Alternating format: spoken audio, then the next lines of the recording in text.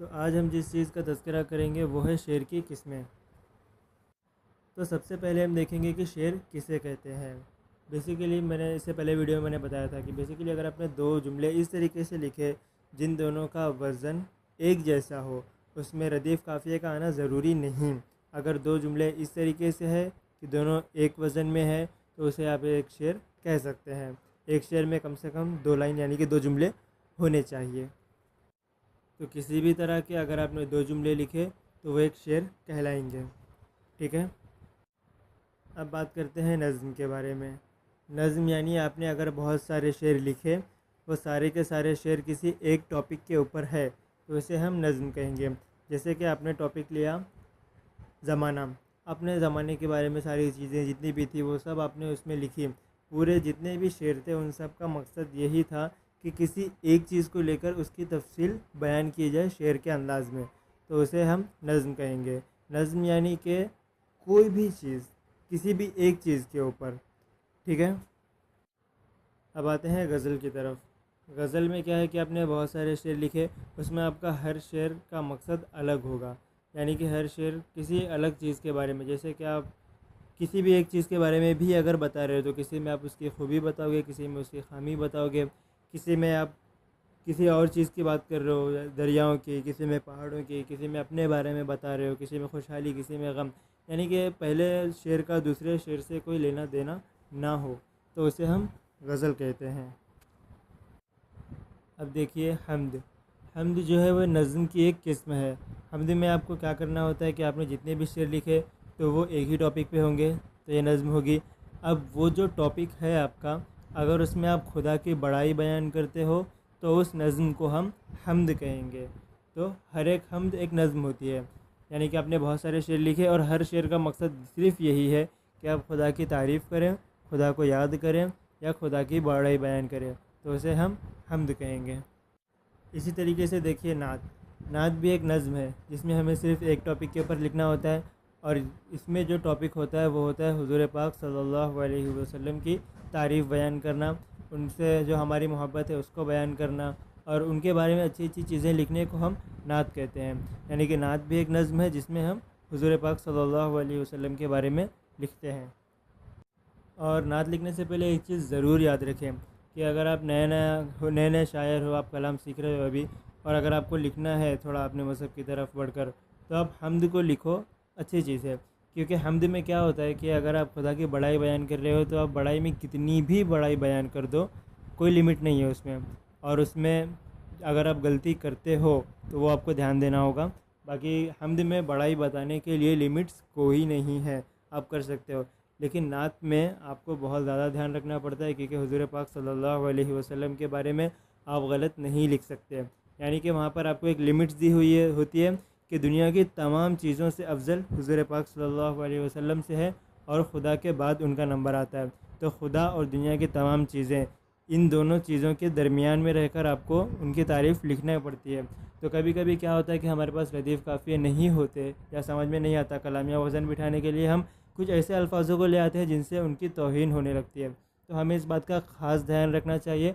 अगर हमें लगता है कि हमारे कलाम में वो ताकत नहीं है कि हम उनकी तारीफ़ बयान नहीं कर सकते, तो हमें वो लिखने की कोई ज़रूरत नहीं। आप दूसरे कलाम को लिखिए, मगर हम्द और नात को लिखते वक्त बहुत ज़्यादा ध्यान रखना है कि हमसे ज़रा भी तौहीन ना हो। अब देखिए रुबाई।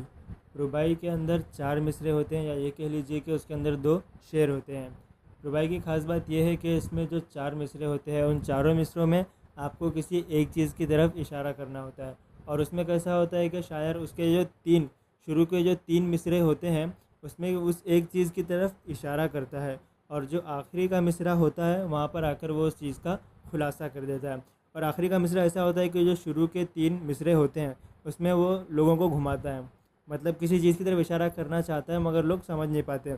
मगर जो चौथा मिसरा होता है उसे पढ़ने के बाद जो ऊपर के 3 शेर थे उनका खुलासा भी चौथे मिसरे में हो जाता है। ये उसकी ख़ास बात है। ये चारों चीज़ें एक ही तरफ की इशारा करते हैं, और जो चौथा मिसरा होगा उसमें उस चीज़ का खुलासा होता है। अब देखिए कव्वाली। कव्वाली आप में से ज़्यादातर लोग तो जानते ही होंगे कि कव्वाली होता क्या है। ये एशिया के शुमाली हिस्से में इसका ईजाद हुआ था और 20वीं सदी के बाद इसके अंदर बहुत ही बड़ा उरूज आया और इस उरूज को लाने में सबसे बड़ा हाथ हमारे नुसरत फ़तेह अली ख़ान साहब का था। एक कव्वाली आम तौर से 15 से 30 मिनट का होता है, मगर नुसरत फ़तेह अली ख़ान साहब ने कई कव्वालियाँ ऐसी लिखी जो 1 घंटे से भी ऊपर की थी। और वहीं पर अज़ीज़ मियाँ कव्वाल ने दुनिया की सबसे बड़ी कव्वाली 115 मिनट यानी तकरीबन 2 घंटे की बनाकर अपना एक रिकॉर्ड बनाया था। कव्वाली और बाकी शेरों में फ़र्क यह है कि बाकी शेर आप गाकर भी सुना सकते हैं और पढ़कर भी सुना सकते हैं, मगर कव्वाली हमेशा गाकर ही सुनाई जाती है। और आजकल के दौर में कव्वाली का ज़्यादातर जो इस्तेमाल है वो मजहबी जगहों पर ही किया जाता है और लोग इसे पसंद भी करते हैं। ये सूफ़ियों में ये ज़्यादा पॉपुलर है कव्वाली। अब बात करते हैं कसीदे की। कसीदे में आप जो बहुत सारे शेर लिखते हैं तो उसमें 2-2 लाइन के जो शेर होते हैं उसमें हर दूसरी लाइन के आखिर में जो रदीफ़ और काफ़िए का पैटर्न हम फॉलो करेंगे वो सेम होगा, बिल्कुल गज़ल की तरह। जैसे कि नज़म में क्या होता है कि आप बहुत सी नज़मों में रदीफ़ काफ़िए का पैटर्न चेंज कर सकते हैं हर बंद के बाद में। वो चीज़ें बंद क्या होता है, शेर क्या होता है, मैं नेक्स्ट वीडियो में बताऊँगा। अभी फ़िलहाल इतना याद रखें कि इसमें 2-2 लाइन के बहुत सारे शेर होंगे कसीदे में। हर दूसरी लाइन के आखिर में जो रदीफ़ काफ़िए का पैटर्न होगा वो चेंज नहीं होगा। और कसीदा लिखा जाता है किसी की बड़ाई बयान करने के लिए, किसी इंसान की, और किसी इंसान की तारीफ़ बयान करने के लिए या किसी की मज़म्मत करने के लिए कसीदा लिखा जाता है। अब बात करते हैं मसनवी के बारे में।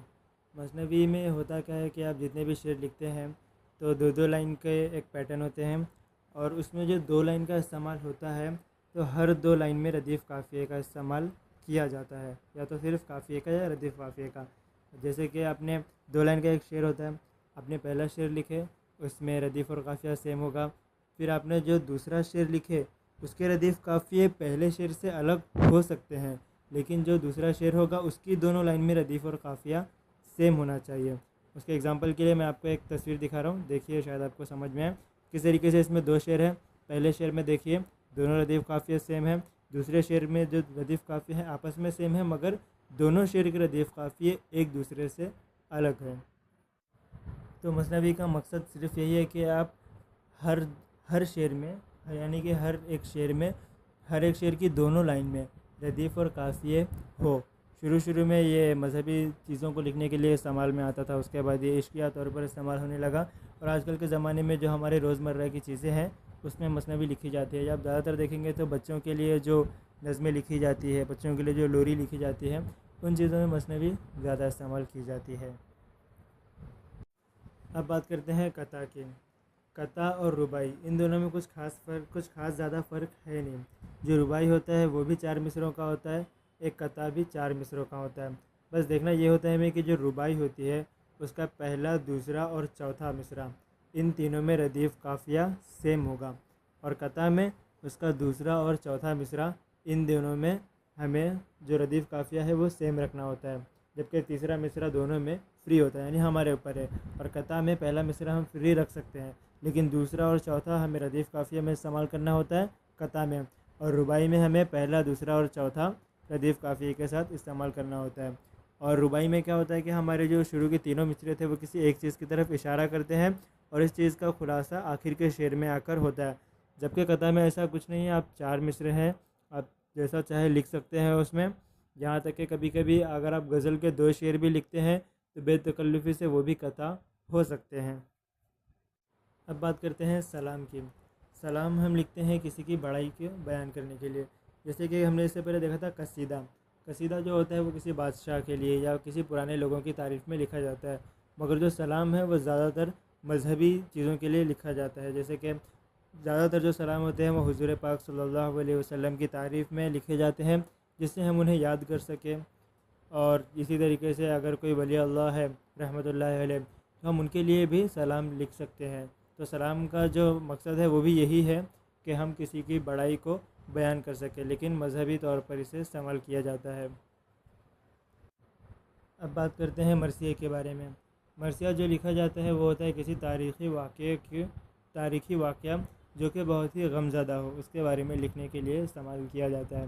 पुराने ज़माने में जो बादशाह होते हैं वो अपने पुरानी जो जंगें हैं उनके बारे में लिखा करते थे मरसिया के नाम पर, मगर जो सबसे ज़्यादा मशहूर मरसिया है वो हज़रत इमाम हसन हुसैन की याद में उनकी शहादत के बारे में लिखा जाता है और ज़्यादातर लोग उन्हीं के मरसिए को लिखे जाते हैं।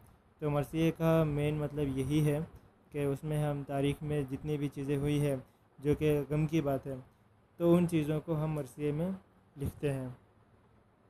इसका पैटर्न भी नज़्म की तरह ही होता है, दो दो शेर के बहुत सारे शेर होते हैं। आप पर आज़ादी है कि आप कैसा भी लिखें, बस वज़न में होना चाहिए, शेर होना चाहिए, और इसकी लंबाई कितनी भी हो सकती है, आप कितने भी शेर इसमें लिख सकते हैं। बस आपका टॉपिक एक होता है कि आप किस वाक़ये के बारे में लिख रहे हैं। ठीक है, तो मेरे ख्याल से काफ़ी चीज़ें कवर हो चुकी हैं। अगर अभी कुछ बचा होगा तो कमेंट सेक्शन में बताइए। और इससे पहले वाली वीडियो में मैंने पूछा था फेसबुक के ग्रुप के बारे में, तो आपको इस वीडियो की डिस्क्रिप्शन में मिल जाएगी एक लिंक। उस लिंक पर जाइए और वहाँ जाकर आप अपना नाम, आपका शहर, आपकी एज लिखिए और फेसबुक के ग्रुप के बारे में आपका क्या राय है, यस और नो पे क्लिक कीजिए। और अगर आपको वेबसाइट भी चाहिए आसानी के लिए तो आप उस पर भी यस और नो पर क्लिक कर दीजिए।